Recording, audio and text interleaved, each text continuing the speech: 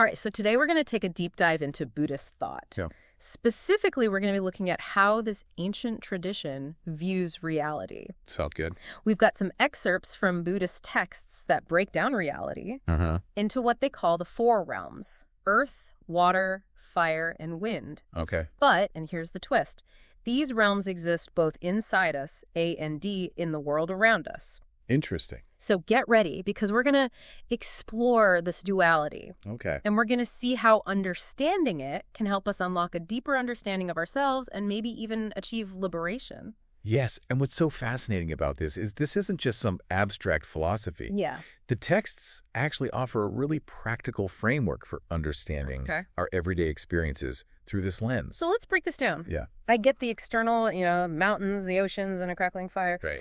But what does it mean to have internal wind or internal fire? Right. Is this like some superpower I don't know about?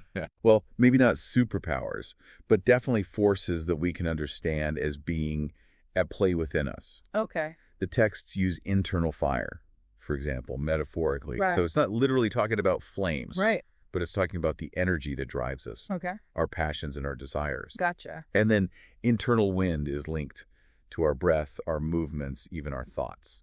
So it's not about like literal flames in our stomachs, but more about just recognizing these elemental forces that are at play within us? Exactly. That's a pretty cool way to think about it. Yeah, and the texts highlight how understanding these internal elements is actually crucial to understanding how our minds work, how we react to the world around us, and ultimately how we can achieve greater peace.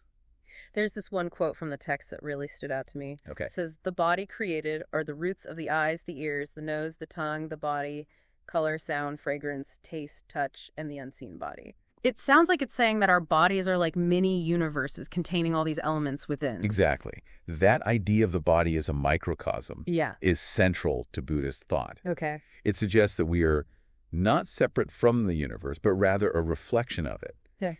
Everything that exists in the vast external world also exists within us.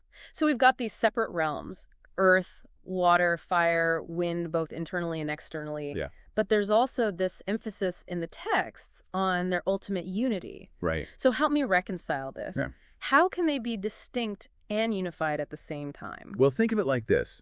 The realms are distinct in their manifestations, but they share a common essence. Oh. It's like different expressions of the same energy. Okay. And it's by recognizing this interconnectedness, this unity, that we can begin to see reality more clearly without the illusions of separation that often lead to suffering. Now we're getting to the heart of it. One quote that stood out to me was, "If one sees it as it is, one is free from desire." So how does this concept of inner and outer realms connect to the idea of liberation from suffering? Well, it all comes down to perspective. You know, we often cling to this idea of a separate self. Right. Believing that we're in control of everything. Yeah.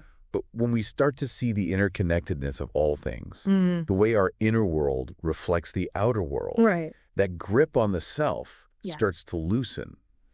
And that's where we can find freedom. So it's like we're shifting from a narrow, self-centered view to a wider lens that takes in the whole picture. Exactly. But how do we actually make that shift? Right. The texts mention mindful observation. Is that something you can just practice anywhere, anytime? Mindfulness isn't about escaping to a mountaintop or anything like that. Okay. It's really about bringing awareness to the present moment. Okay. To those everyday experiences we often take for granted. Right. The texts talk about observing the elements without judgment. Okay. Without clinging. For example, just feeling the coolness of water when you wash your hands. Yeah. Or noticing the warmth of the sun on your skin. So paying attention to simple things like breathing. Exactly. Or feeling the warmth of the sun. Yeah. Those are examples of how we can actually connect with these elements. Precisely. Wow. Even something like a stomachache can be an opportunity to observe the internal fire element at work. Interesting. Not with aversion, but with curiosity. So it sounds like this mindful observation is key to cultivating a sense of acceptance. Not just of the pleasant things, but also the unpleasant things that are a part of life. Exactly. Yeah. And the texts emphasize that both the pleasant and unpleasant are impermanent. Right. They come and go. Yeah. And by understanding that, we can start to disentangle ourselves from that cycle of craving the good and resisting the bad, which is often the root of suffering. So do the texts go deeper into how each specific element plays a role?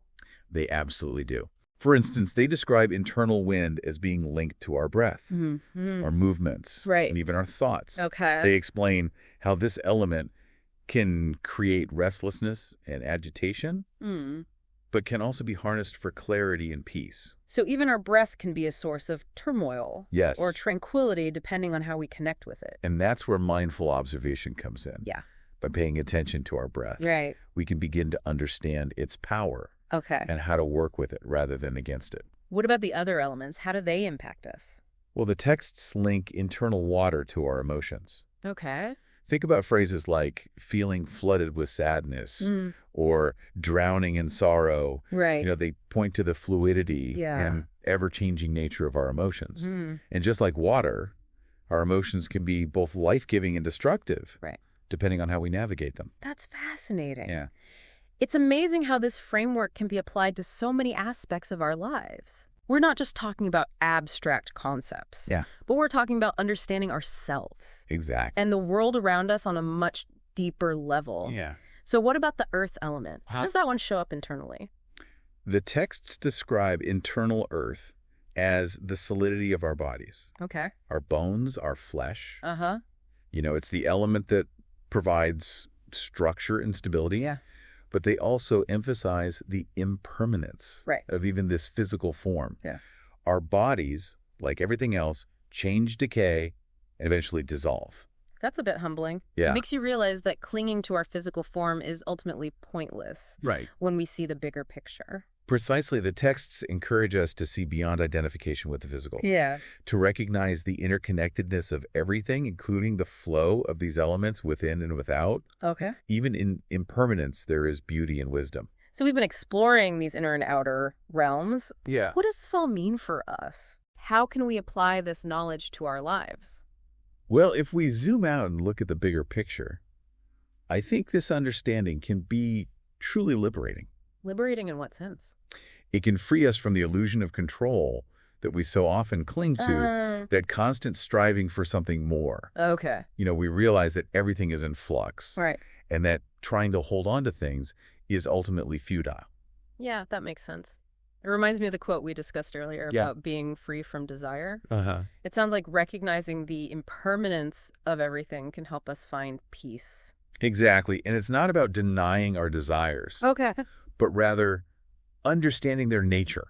Okay. The texts suggest that much of our suffering stems from clinging to things that are inherently impermanent. Right. Whether it's possessions, relationships, or even our own sense of self. Yeah. This clinging creates a disconnect. Okay. From the true nature of reality. So instead of constantly chasing after these fleeting things, we can find greater peace by accepting the flow of life. Exactly. The coming and going of all these different experiences. Yes, by understanding the interconnectedness of all things. Okay. By cultivating a sense of detachment and acceptance. We can move through life's ups and downs with greater wisdom and compassion. We started with these 4 elements, earth, water, fire, and wind. Right. And we've ended up exploring the very nature of reality's suffering and liberation. What a journey. It's amazing how these seemingly simple elements can unlock such profound insights. Right. That's the beauty of Buddhist thought. Yeah. There's always more to uncover. So we've covered so much ground today. Yeah. But I'm sure you're leaving our listener with something to ponder. Absolutely. Remember the idea of the body as a microcosm of the universe. Yes. I want you to consider this. If our bodies truly reflect this interplay of elements, how did that change the way you view your place in the world? Okay. What does it mean to carry the universe within you? That's a powerful question to reflect on. Thanks for guiding us through this deep dive into Buddhist thought. My pleasure. It's been an eye-opening experience. And remember, this is just the beginning. Yeah. Keep exploring these ideas, keep questioning, and keep seeking those aha moments that make life so fascinating. So we've been exploring these inner and outer realms, but what does this all mean for us? Right. How can we apply this knowledge to our lives? Well, if we kind of zoom out and look at the bigger picture, okay, I think this understanding can be truly liberating. Liberating in what sense? I'm curious. It can free us from that illusion of control that we so often cling to. Okay. That constant striving for something more. Right, right. We realize that everything is in flux. Yeah. And that trying to hold on to things is ultimately futile. That makes sense. It reminds me of that quote we talked about earlier about being free from desire. It sounds like recognizing the impermanence of everything can help us find peace. Exactly. And it's not about denying our desires or anything like that. Okay. But it's more about understanding their nature. Okay.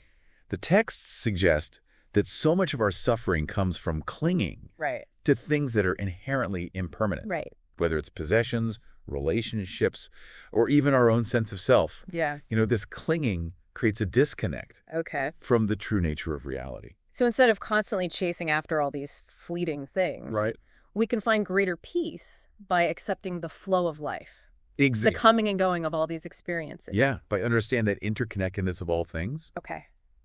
By cultivating a sense of detachment and acceptance, we can really move through life's ups and downs with greater wisdom and compassion. We started with these 4 elements: earth, water, fire, and wind. Right.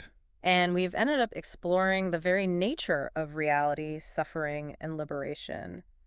What a journey this has been.